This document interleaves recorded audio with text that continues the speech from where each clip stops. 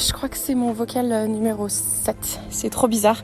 Je suis en train de faire mon dernier tour avec mon ami Harrison, qui est d'ailleurs en train de s'arrêter faire caca. Intéressant comme information, n'est-ce pas? Bref, ça fait trop bizarre parce que hier, il y a eu un podcast justement avec Aline du podcast... Alim, pardon, pas Aline. Alim, du podcast Entreprendre à l'étranger. Et c'est drôle parce qu'il l'a sorti hier alors qu'on l'a enregistré il y a 2 mois et ça faisait quelques jours que j'étais arrivée dans mon ranch. Et ça faisait trop bizarre de me dire punaise en 2 mois. Déjà, j'ai pas l'impression que ça fait 2 mois. Mais ouais, déjà.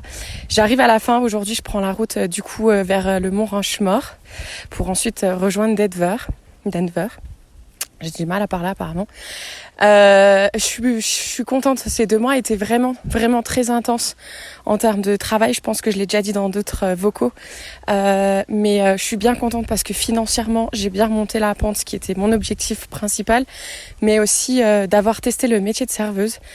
C'était vraiment, vraiment chouette. J'ai eu une chance incroyable de travailler dans ce saloon qui s'appelle le Powderhorn. D'ailleurs, je vous invite vraiment, si un jour vous êtes sur la route entre Calgary et les Rocheuses, de vous arrêter dans cette petite ville de Bragg Creek et d'aller manger un burger ou autre chose dans ce saloon parce que c'est vraiment une ambiance unique. D'ailleurs, je pense que je partagerai une photo d'une photo qui a été prise du saloon dans les années 80 et c'est vraiment trop drôle. Donc bref, tout ça pour dire que j'ai kiffé cette expérience et que ça va pas être la première ni la dernière. Enfin si, c'est la première mais pas la dernière, pardon. Ouais, j'ai vraiment du mal ce matin. Je pense que je suis très fatiguée. Je pense que 2 mois c'est vraiment la limite que je puisse faire de travail intense. Mais d'un côté, je suis contente de savoir que j'ai 1 mois de vacances qui m'attend. Donc, est-ce qu'à l'avenir, je vais m'amuser à faire ça, travailler intensement 2 mois et partir 1 mois et ainsi de suite? C'est à voir. J'ai peut-être retenter l'expérience. Là, j'ai une illumination l'autre soir. J'arrivais pas à dormir et j'ai peut-être quelques petites idées pour la suite après mon road trip. Alors que jusqu'à maintenant, je disais que je verrais bien. Mais là, je commence à avoir un peu des idées. Donc, je vous dévoilerai tout ça plus tard parce que pour l'instant, c'est juste une idée qui m'est passée par la tête. Mais à voir si ça se confirme. Donc voilà, je pense que je vais m'arrêter là pour cet épisode en tout cas, que je vais essayer de publier pendant la... Donc là j'arrive à Denver, je vais rencontrer Anne-Fleur du podcast French Expat, je suis trop contente et je vais aller à cette conférence de 4 jours sur le podcast qui devrait être vraiment vraiment chouette.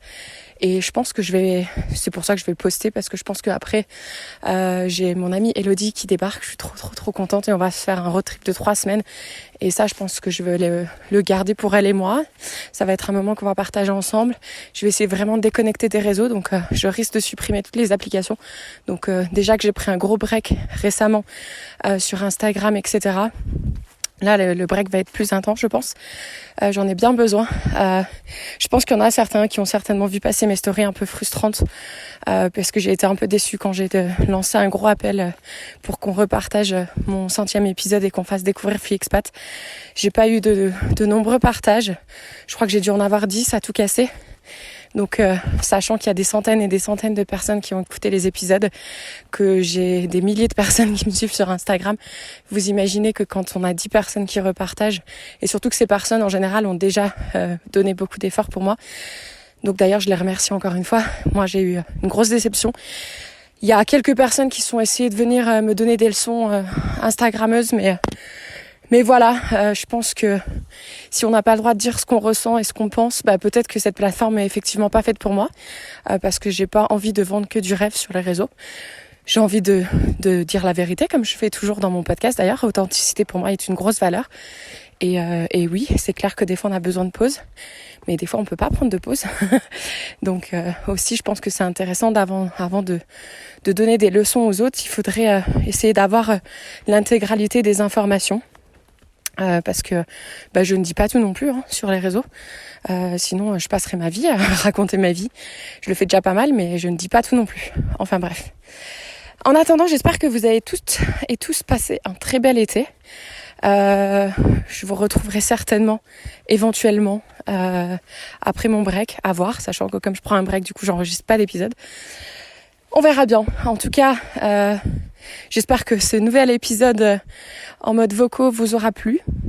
Là, je vais profiter de mes 10 dernières minutes avec Harrison et en forêt. Et Je vous dis peut-être à très vite. Bye!